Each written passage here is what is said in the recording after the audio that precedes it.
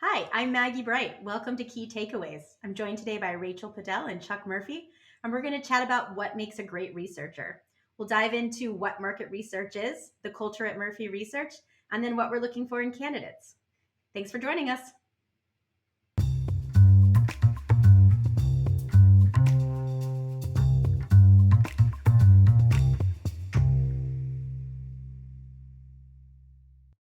Hello, everyone. I'm Maggie Bright, and I'm joined today by Rachel Padell, our Director of Talent, and Chuck Murphy.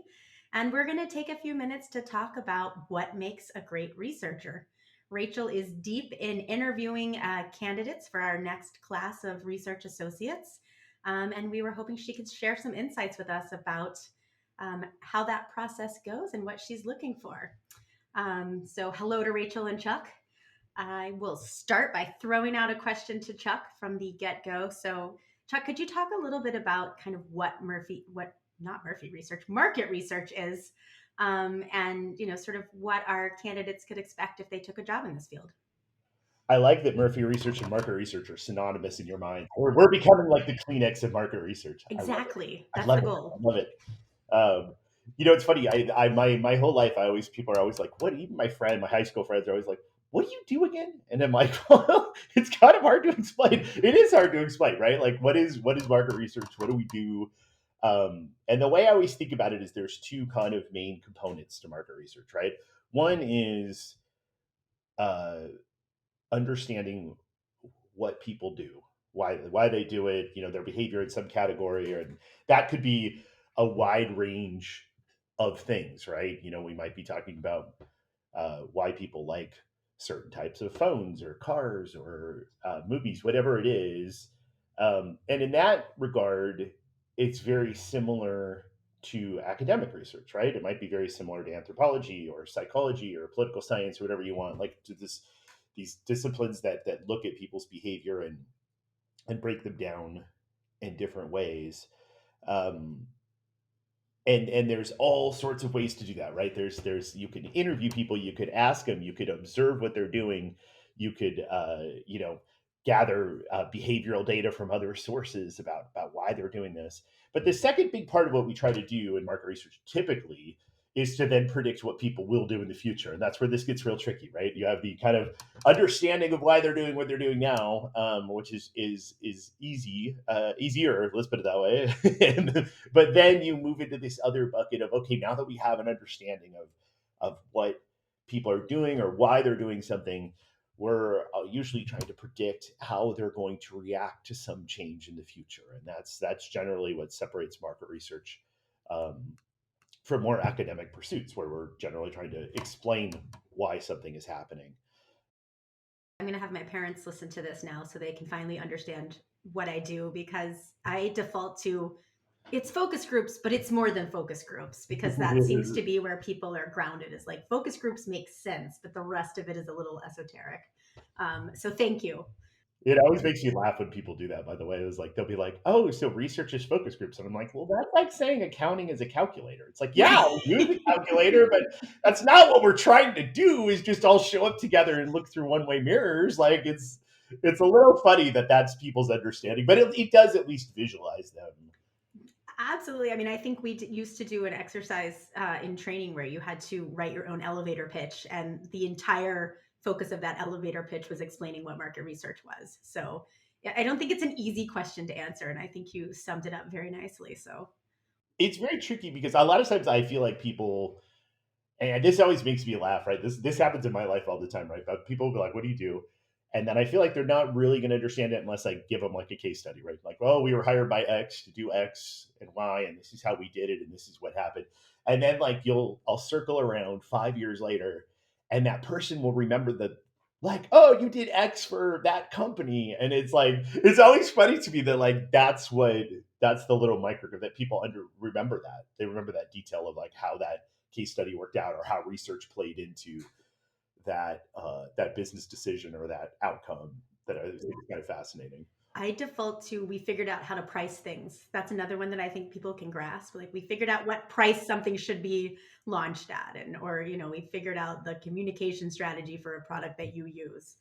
Um, so yeah, it's hard to explain it, particularly since we can't reveal a lot of the things that we do because of non-disclosure agreements. So it's kind of hard to explain what we do sometimes. Rachel, do you have a go-to explanation to when people ask what market research is? How do you explain it? Yeah, of course. I often talk about right how it's really about understanding people's decision making and how they like react, their attitudes, behaviors as it relates to a particular product or brand, and going through the research process to get that data and then right be able to explain what's going on, and then make those predictions like you were talking about, Chuck.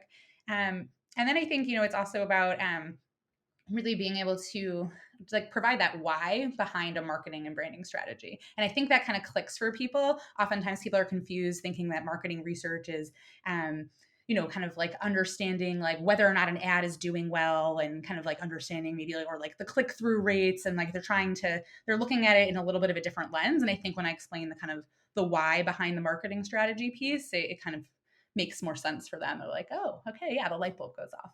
Yeah, it's easier for people to understand the outcomes-based research, right? Like a we like if something like that, it's much harder for people to because most people have never seen the process that companies of this size go through in creating an ad campaign. So they never see the front end of it, which is very complicated and it's very hard to understand if you haven't seen Yeah. it. And I think, it's been a while since I was in college, but when I was in school, there wasn't a lot of curriculum focused specifically on this part of the process. And I think that's evolved over time. And I know there are dedicated programs now, particularly for master's degrees, but I don't think it was something that was explicitly taught, at least as part of my academic career.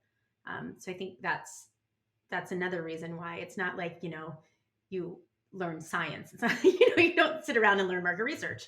That has changed drastically, especially like, yeah, there's some schools especially that really embrace it. And it always amazes me that this actually amazes me on the for those of you that don't know my psychology is my background, but there's all these clinical psych words that are now part of the general vernacular. And a lot of times they're used incorrectly, but it still cracks me up. But that happens with market research too. You'll hear words like segmentation now used among like non-professionals, and it always surprises me that like the awareness of some of the things that researchers do is much more prevalent now than when we came into this, for sure. Like when I started when I first started interviewing people, which is a number of years ago now.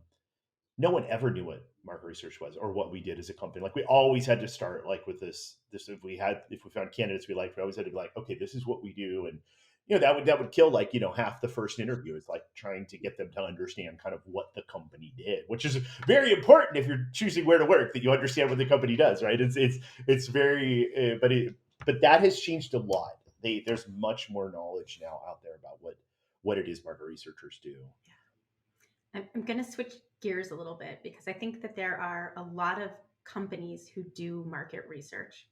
But I think I have always found that there's something sort of special about Murphy research. And it's the reason I've spent the bulk of my career here, and working with Chuck and Rachel and all of our other great employees. And so, Rachel, I would love your take kind of on the culture at Murphy Research and what makes it a unique place, um, to start a career and to stay, and sort of continue your career, because I found that to be true, and I have a hard time articulating it because it is so special to me. So I would love your take on that.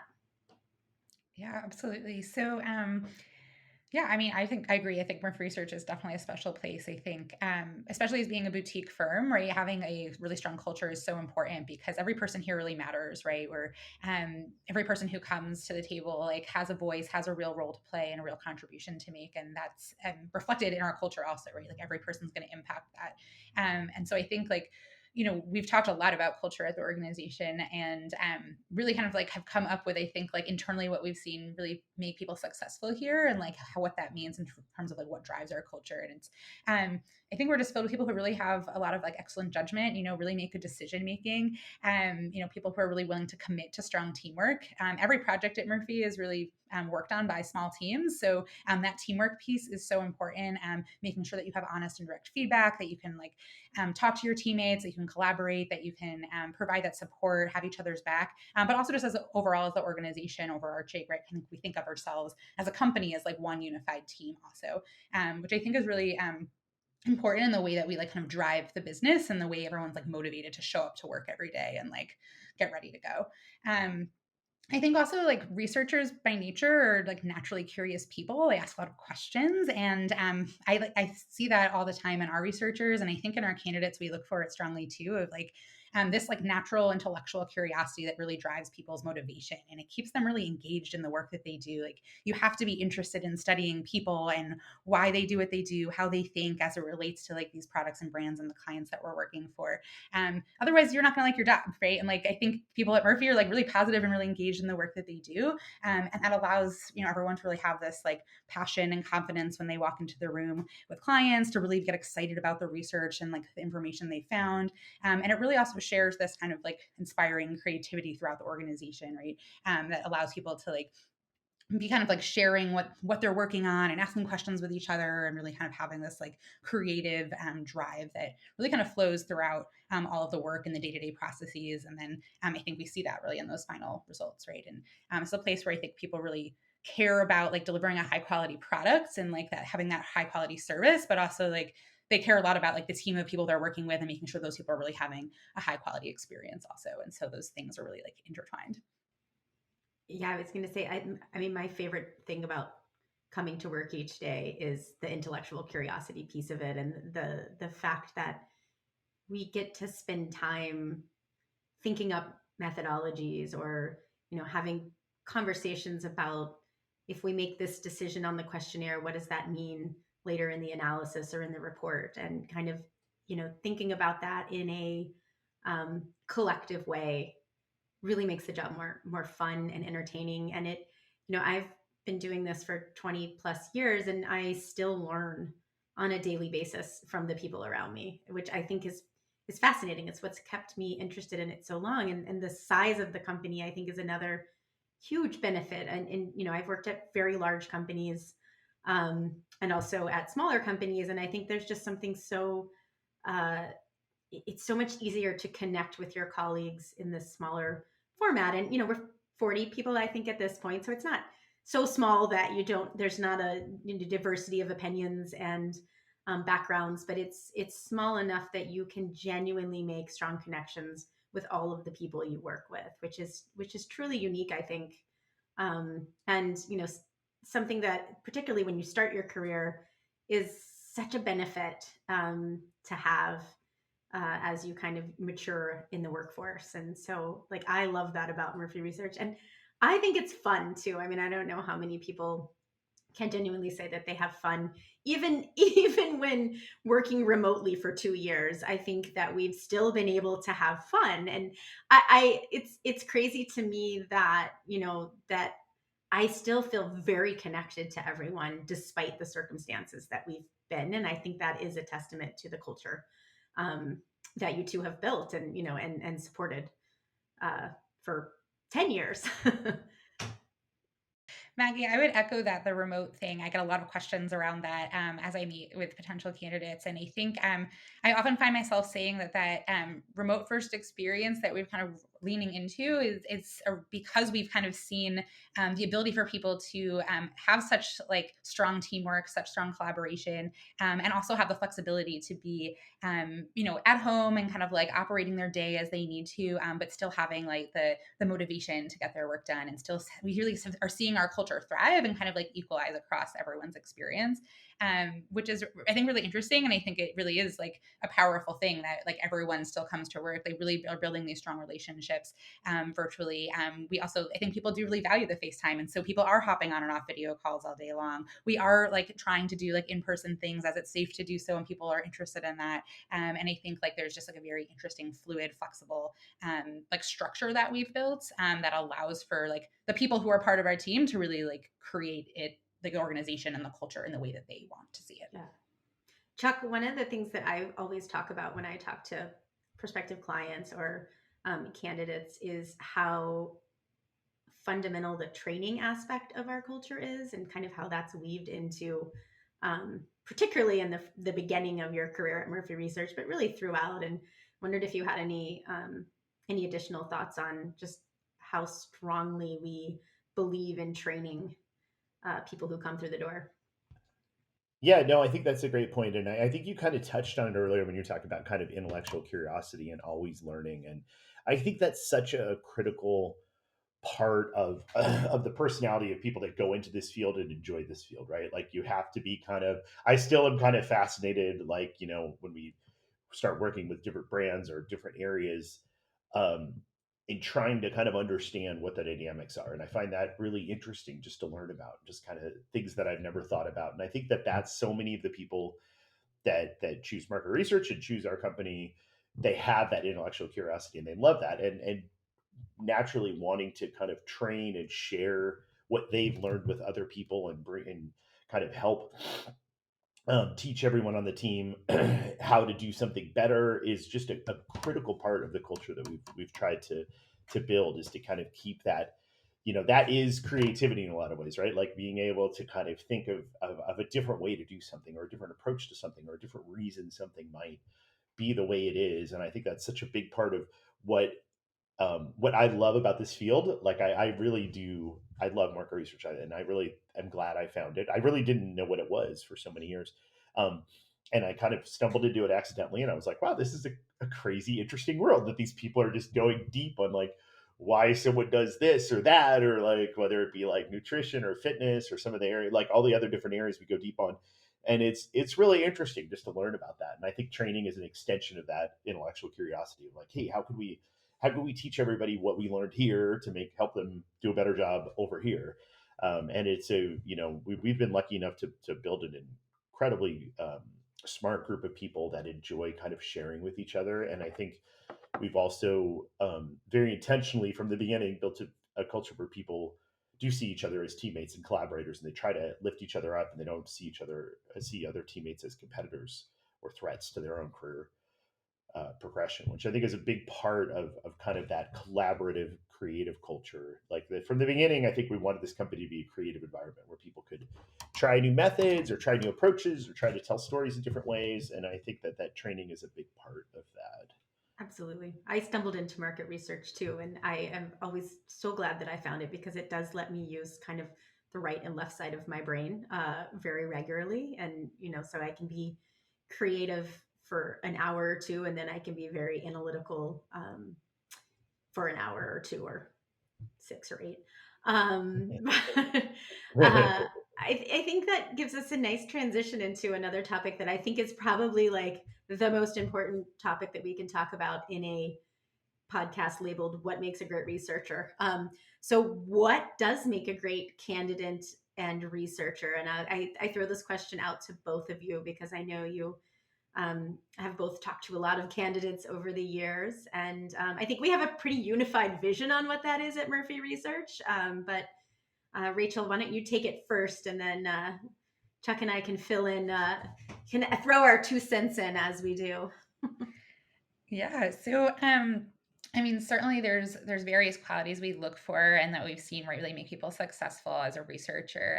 Certainly, that creative element we were talking about, right? You have to have that kind of creative mindset and be someone who's like can think out of the box and do that in a way when you're thinking about problem solving, right? Much of what the work that we're doing is problem solving, and so that decision making skill and the way you use your judgment in that process is super important.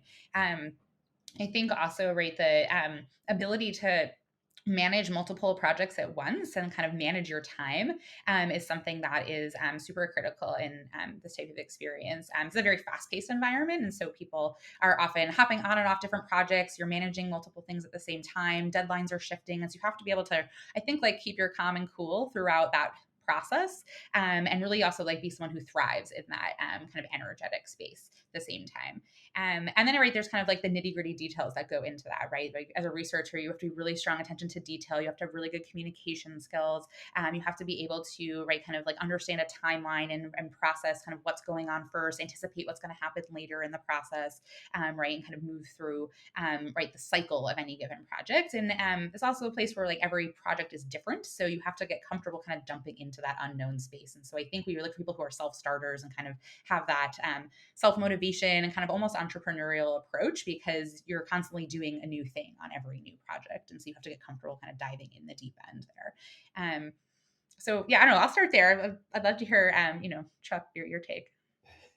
Yeah, no, I've always thought of it and explained it to people as there's three primary buckets, right? That the one bucket is kind of what you would I tend to use the word analytic skills, but that makes people think very quantitatively. But to me, a good analyst could be very qualitative. An anthropologist is a great analyst. They're good at listening to every word people say and hanging on it.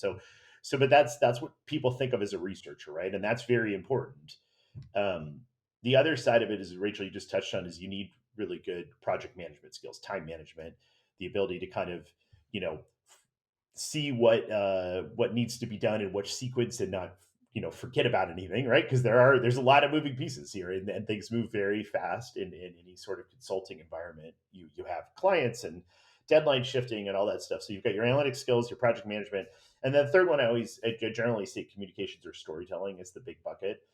And that's the ability to kind of take what you learned or what you observed and explain it to others in a way that makes sense to them. And that can sometimes be hard. And I also do say that we're building teams here, and it's important that a solid team has all three of those bases covered really well. But many times people might be some people that are really exceptional in one bucket oftentimes struggle in another. Like the classic example is the amazing analyst that is not such a good communicator, right? Like, which makes, that's common. It's a little bit of a stereotype, but it's a common. Some truth to that too. That like sometimes people that are really insightful, they are on the quiet side. And they're observers first and communicators second. Sometimes people that are fantastic communicators uh, are not as observant, and so. But we're always trying to build teams that have those three buckets covered, and ideally, if a candidate has all three of those, that's phenomenal. But generally, we're looking for like I always think if someone is good on at least two of them, they could have a really good career in market research. And you could kind of backfill the team to help fill someone's weakness. And sometimes people, like anything else, like if you think about it like a sport, you address your weakness over time, right? Like maybe you came in as just a great storyteller and a good researcher, but your project management skills leave a little bit to be desired. Then you got to get in there and really work on strategies and kind of just shore that up. And you could, you might have the same thing with like the really great analyst and good project manager that's not the best communicator. Then you have to learn how to get better um, at kind of expressing yourself and telling the story side of it. And that is, as Maggie mentioned earlier, that's one of the reasons there's so much training. Is it's very hard to find a candidate that has all three of those really well. And it's also sometimes hard. This is Rachel's primary function here, right? It's sometimes hard to tell, especially the communication storytelling part. It's sometimes hard to tell early in people's life, especially in a standard kind of interview setting, uh, how good someone will be later on those sort of fronts, right? It's a challenge. I think there's so much mentorship that people get as part of their career at Murphy, and like that apprenticeship model that is so strong throughout our career path, that I think, right, like we certainly really look for those elements for people at the beginning, but also we have to recognize like what are the sparks that we're seeing in them at this early stage of their career that we know will grow over time, and have faith and confidence that we'll see progressing also. And so we're not necessarily expecting people to come in and be experts at market research from day one, right? Like we're hiring people at that associate level and looking to help them grow and help provide them the tools and skills and experience to do so. So some of it's also about us trusting the sparks that we're seeing in that kind of those early conversations. Yeah. I think our industry is evolving too to like put emphasis on different areas. Like obviously we'll always need to be strong analytics and project managers, but I do think the emphasis on the storytelling and sort of what I might call softer skills, but I don't really love that term. But the ability to tell a story, to be client services oriented, to be able to bring in a strategy aspect to what we do is growing as well. And so that makes I think that's really exciting, right? Because it gives us more opportunities to learn new things and to interact with our clients and brands in different ways. But it adds another challenge in terms of the training and the sort of the depth that the candidates that we need to find have. And so I love that piece of it. So I'm always excited when we get to interact with our clients in that way. But it's another set of skills that have to be taught and practiced, which again I think is great. But it's more for Rachel to look for when she interviews. Well, it's funny if you get old like If you me. get old, I we all get old, Chuck. That as happens. you get older, like you realize that like I assume that this is true in every field, but it is amazing how fast these things change and how different the challenges are. Like the storytelling has totally changed in terms of the pace of it in the last like 5 to 10 years. And what's also interesting though is the the colleges and grad schools, the way that that is taught is so different now. There's so I came into to research with like zero storytelling skills, and I was actually amazed the first time I was kind of in meetings and saw consultants explain things.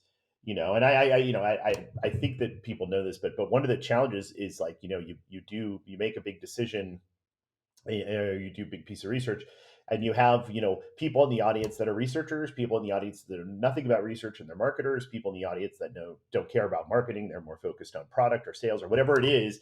There's all these different people with different kind of points of view, and to be able to kind of wrap up a story and explain things in a way that kind of works for everyone is really challenging. And that for me, that was the most challenging part. Like I came into market research and I loved research, and I was always a very detail oriented person. I never probably like that was always very natural. But then the storytelling part was very all new to me. I was like, wow, this is fascinating. Like the way that and like you, I can't remember if it was Rachel or Maggie that said this earlier, but the mentorship. Like for me, the first time I saw some people that were really good at that, I was like, wow, that is really elegant. Like, like just because a lot of times it actually is pretty simple the way they laid it out. But when you see the whole soup to nuts process and you realize like what they started with, the fact that they did make it so simple and still convey the point, which is a lot of marketing in general, right?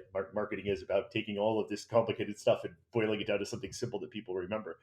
It's hard. It's definitely a skill, and some people are really good at it, and they're really good at not just making that laying that story out, but also getting people to buy into it and getting people to understand it,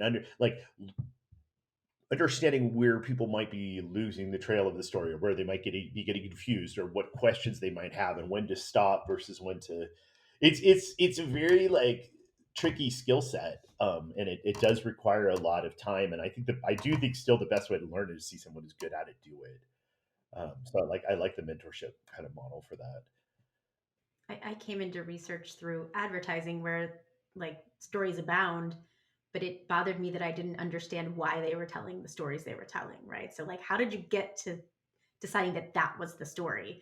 And so that's what I think so fascinating about the research piece of it is that you get to pull in the insights that tell you which story is the best to tell, and then where you need to support that story with some pretty strong evidence or empirical insights that kind of help get you there. And I agree with Chuck. The storytelling is the most fascinating and elegant and challenging piece of this. But I think we come armed with so much data that it's nice to know that your story is very much grounded in something real and concrete, which is why I love research so much. Like I didn't want to just be told the story. I wanted to understand how they got there. Um, so kind of a tangent there. Rachel, one of the things I wanted to make sure I asked you about, I know as a company, and this kind of goes to culture again, but this, we've focused a lot on really making sure that we are thinking about diversity, equity, and inclusion, both as a, from the inside as a company, and across our employees, and in the things that we're doing, even within the research that we're fielding.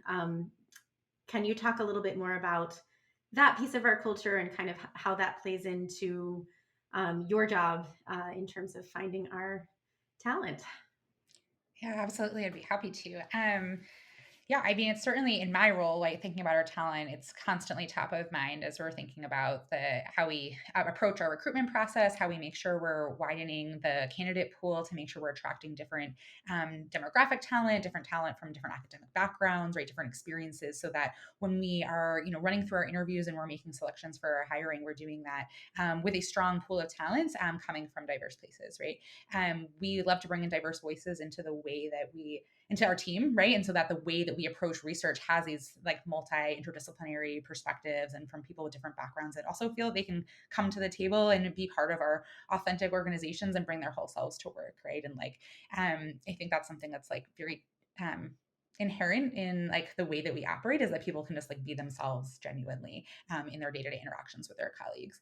I think also I hear a lot of our researchers talk about diversity in the way of like elevating consumers' voices, and they get to be in a role where they are right, kind of seeking out those consumer voices to help companies understand and touch their consumers in a more direct way. And so as market researchers, I think you get the chance to kind of like elevate some of those diverse perspectives that aren't maybe always in the mainstream, right? In terms of that conversation. And so I think there's like a really nice opportunity there for people to think about their own experience and the work that they're doing as a researcher to kind of make a contribution through that way as well. I think that's great.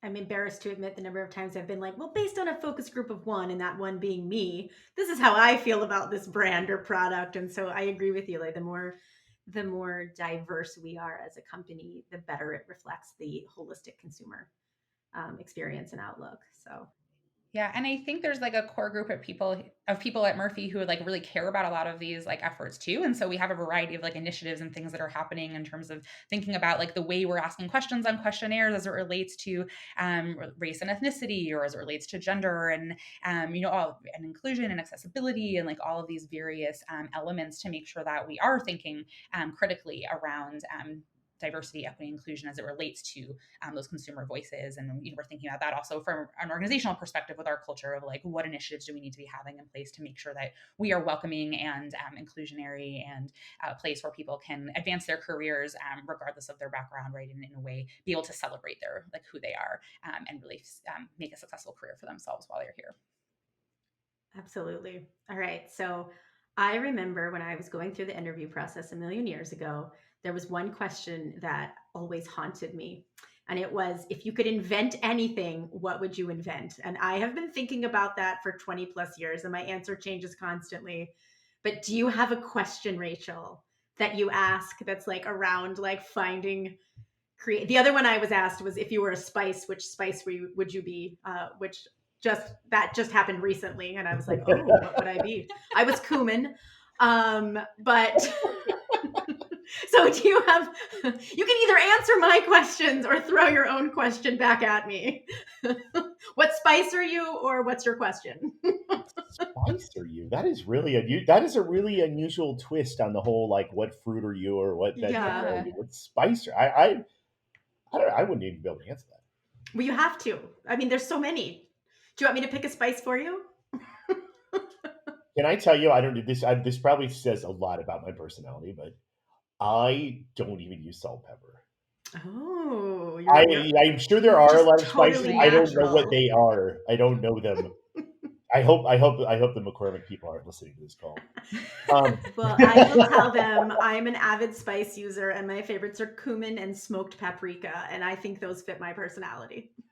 smoked paprika. Wow, wow, you really are like digging deep here, Rachel. Would you describe yourself as a spice? It's a really great question. I agree. I've not been asked that one. I do recall being asked once on an interview what flavor cookie I would be, and Ooh. it like definitely fooled me, and I just went with oatmeal raisin because I really liked those. But as the spice one's interesting because you get these like flavors of personality in that. I I like feel like I really want to like think of it and like what's my spirit animal? What's my spirit Right, spice? right. What's your spirit spice? But on since I just have to like spit out an answer right now, I want to go with garlic. Oh, that's Um, a good choice. I like garlic has a lot of health benefits. It has like a really strong, powerful flavor. I think my personality at times can have that, but it can also be kind of subtle. And so you don't need a lot of garlic to make an impact. So I You would don't go need with a that. lot of garlic to make an impact. That is Yeah. such a great bumper sticker. You don't need a lot of garlic to make an impact. Okay, so Rachel, without giving away what it is, because I don't want to ruin it, do you have a metaphorical question like this that you use or no? So I wouldn't call it a metaphorical question. I do have a question that's a little more on the fun side like this. And I'm happy to share it actually. I think our the candidates who might be listening would be curious to hear both of your answers. I do ask if you have a if you had a superpower, what would it be and what would you do with it? I have actually been asked that one before. Me too, but by my children, not by an interviewer. Oh, really? I know I've been asked that in an interview. I always say I would fly. And by the way, when you said what product would you invent, I immediately was like, I want to invent an airplane. And it's But also it's already been invented. It has to be a new product. well, it could be a new kind of airplane. I don't know. I'm going to figure that out. Did you want to be a firefighter growing up? Like, I already forgot the question. What was the question? Well, I asked Rachel if she had a metaphorical question, and No, but what was the question you asked back? If Oh, you had a superpower. superpower, what would it be? What would you do with it? Clearly, it would be a better memory. I always think that oh gosh, I see. I want like 7, which I know that's not a good answer, but I think uh, the ability to read people's mind, but like also the ability to turn off that ability because I don't want to know everything, but like it would be nice sometimes to be like, what were you thinking? And like tap into that, but then immediately turn it off. So either that or invisibility. I mean, like it would be kind of nice to be a fly on a wall sometimes. I guess the fact that you want the ability to read people's minds and you wanted to market research means this is a good career fit for you. I Right? guess, right? It's really, yeah. And I promise I would only use my powers for good. I don't like to stir up trouble. So